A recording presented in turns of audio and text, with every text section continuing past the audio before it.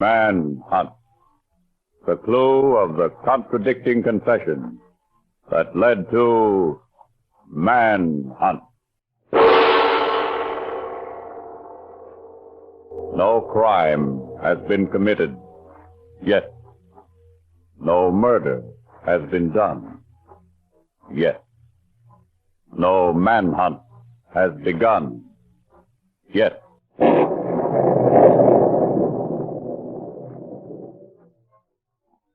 More coffee, Andrew? No, tastes terrible. Just like the rest of the supper. Can't even cook, can you? That's enough, Uncle Andrew.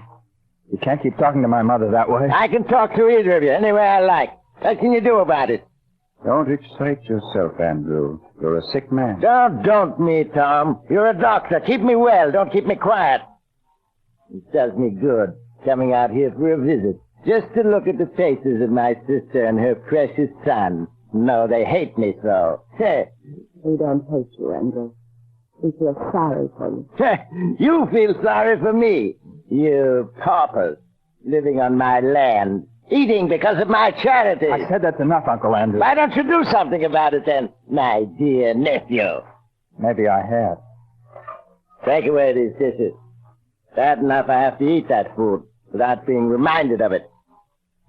Now I want to tell you that I've decided to take back this farm. Huh?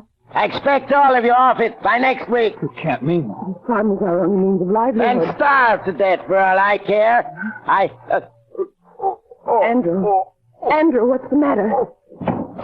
Tom, what's happened to him? I'm trying to find out, Molly.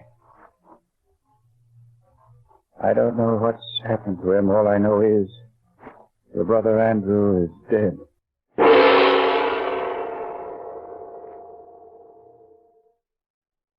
Manhunt and the clue of the conflicting confession.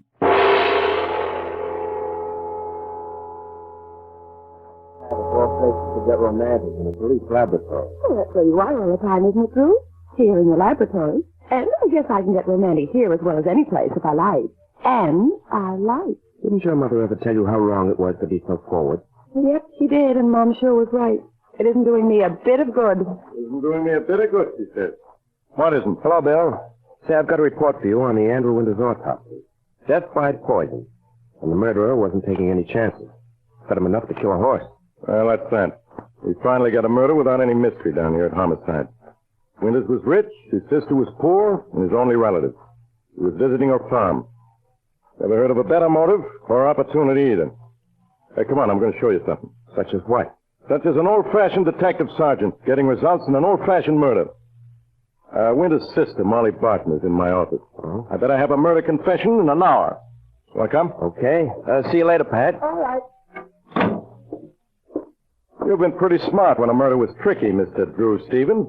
Now I want you to see a cop wrapping up a case in an hour. All right, Bill. I'm an agreeable guy. Come on in. And remember, I said I'd have a confession in an hour. Don't get so jumpy, Mrs. Barton. I just want you to tell Mr. Stevens here what you just told me. There's nothing to tell. I poisoned my brother. It's unkind to speak ill of the dead, but he was the meanest man in the whole world. He deserved to die. How did you do it, Mrs. Barton? And when? While I was preparing supper last night, I put some insect powder that we use on the farm into his food. Mm-hmm. Well, that's the poison we found, all right, Bill. Insecticide. I don't care what you do with me. I alone am responsible for my brother's death. I poisoned him, and I'm glad I did. See, Drew, what did I tell you? Confession within an hour. I'll get it. Morton speaking, homicide. I'm sorry, Mrs. Barton. You realize what your confession means? Yes, I do. I wish I could say I'm sorry. Wait a minute. But I'm not. Hey, Drew. Uh-huh. Pick up that extension phone in the corner. I want you to hear something. You, Mrs. Barton, wait out in that office then. All right. This one here? Yeah. I'll pick up the phone, Drew. Okay. I've got it. Listen to this. Hello? I'm still here. I want you to repeat what you just told me. Very well. My name is John Barton. My mother and I worked the farm where Andrew Winters was found dead this morning. I want to tell you that I'm responsible for his death. I murdered him. Bill, ask him how he did it. Okay. How did you murder Winters, Barton? I poisoned him with the insect killer we keep for our plants.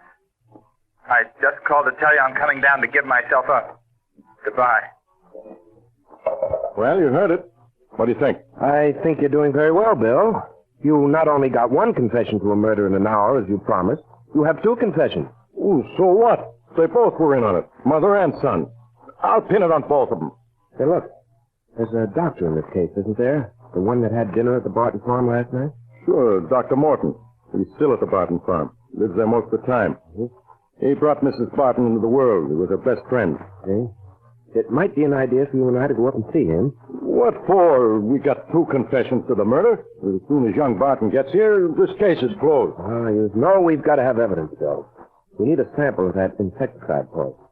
Might look at the farm, too. Find out what grew there. Find out what grew there, he says. I'll go, but I don't have to find out what they raised on the Barton farm. They grew murderers, Drew. Murderers. Don't sound like you had any love for Andrew Winters, Dr. Morgan. There's no reason why I should sound any other way. He was the meanest, most vile-tempered, cruelest individual I've ever known. I treated him from time to time. In fact, it may interest you to know he was about to write to the state board accusing me of malpractice. That's a pretty damaging admission, considering that he was murdered, Dr. Morgan. Doesn't really matter how damaging it is. You see, I poisoned him. What, another one? You killed Andrew Winters, too? Yes. While we were eating, I excused myself from the table, walked out to the shed where the Bartons keep their insecticide, got a little of it, and put it in Winters' coffee without anyone seeing. Well, you're batting wonderfully, Bill. That makes 3 confessions. Oh, what's the difference? They were all in on it. I don't know what that means exactly, but if it implies there was anyone else involved, that's not true. On my professional word of honor, I poisoned Andrew Winters myself without the knowledge or help of anyone else. That's fine. It's only fair to tell you a few more things. First, that Andrew Winters was a very sick man. He couldn't have lived 6 months. And for the past 2 years, he's been in continuous pain. You're not building a mercy killing angle, are you, Doctor? The word mercy and Andrew Winters should never be spoken together. Well, let's get downtown. You coming, Drew? No, I'm going to stick around this farm a bit. Tell Pat to drive up here when we get back, will you, Bill? All right, I'll tell her. But first, I'm going to have her go out and rent Madison Square Garden so we can hold all the people who are confessing they murdered Andrew Winters.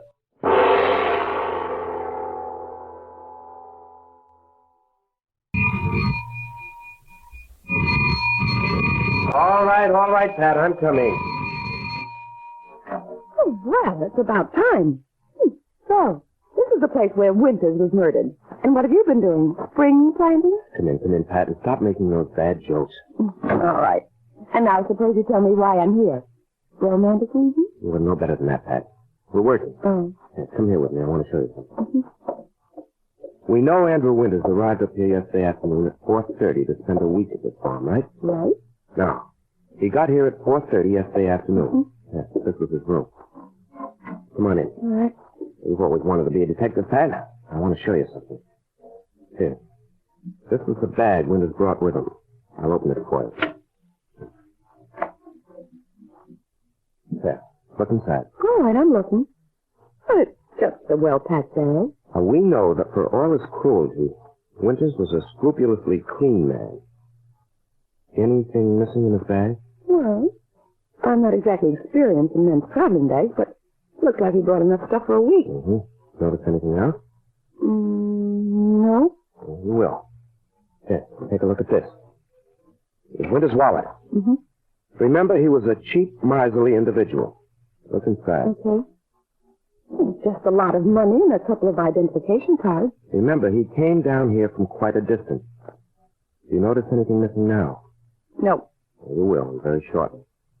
And now, Pat, you and I are going back to headquarters to add another confession to the 3 Bill already has. Are you kidding? Another one? Who? Mine, Pat, dear. I've got to go back and confess what up until now has been a serious bit of overlooking of facts on my part.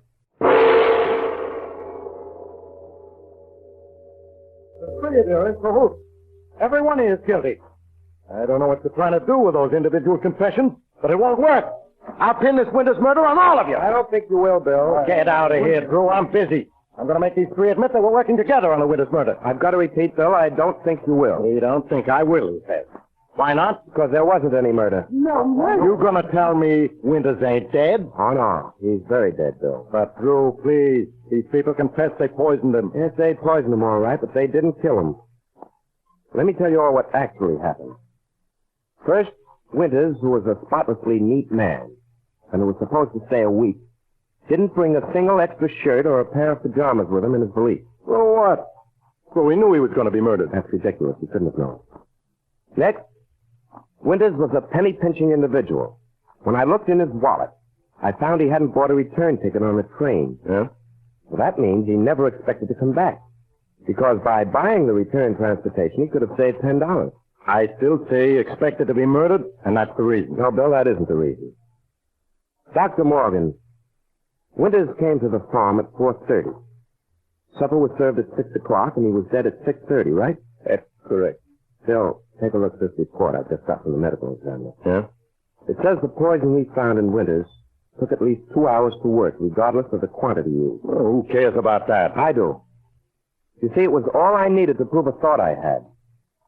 Dr. Morgan will tell you that Winters was living in agony and on borrowed time. He wanted to die. But he was so downright mean, he wanted somebody to be blamed for it. So he went to the farm, and the minute he got there at 4:30, he swallowed some of that insect poison, knowing we'd find it in him after he had died and blame the Barton. They poisoned him, all right, but at 6 o'clock. An hour and a half after he had poisoned himself. You mean to tell me that all of these three people did feed that guy poison, and I got 3 confessions, and still no murderer? Not today, Bill. All you've got is what is known as a first-rate suicide of a third-rate scoundrel.